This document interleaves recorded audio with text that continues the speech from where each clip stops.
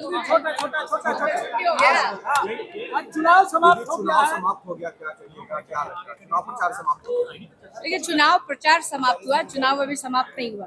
दूसरे फेज का 11 को वोट होगा और हम यही उम्मीद करते हैं, क्योंकि महागठबंधन मुद्दों के साथ जनता के बीच गई थी।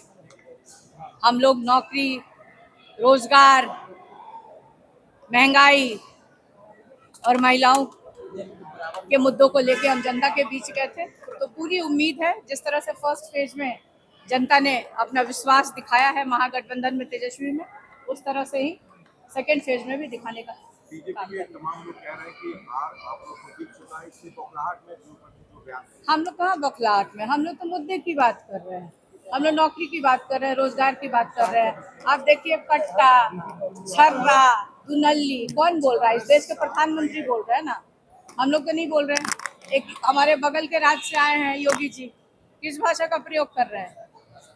उनको तो कहना चाहिए था, जब जनता से जाते भाषण देने के लिए, तो उनको तो बिहार के कितनी तरक्की हुई, बिहार की कितने नौकरियां दी, कितने रोजगार के साधन सृजन किए, महंगाई कितनी कम की, इसका जवाब देना चाहिए था। तो ये लोग, जिससे बिहार का भला नहीं हो रहा है, जिससे बिहार के नौजवानों का कोई भला नहीं हो रहा है, तो ऐसी भाषा का क्यों प्रयोग कर रहे हैं?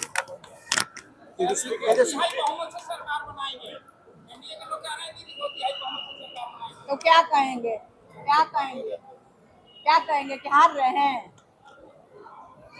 2/3 बहुमत से तो महागठबंधन सरकार बनाने जा रही है। सबको न्योता जाएगा, शपथ ग्रहण समारोह में सारे विपक्षी नेताओं को बुलाया जाएगा। हम लोग भी न्योता देंगे, प्रधानमंत्री है ना भाई, हमारे भी प्रधानमंत्री है ना। तेजस्वी जब वोट लेंगे तो उसमें हम लोग उनको बुलाएंगे।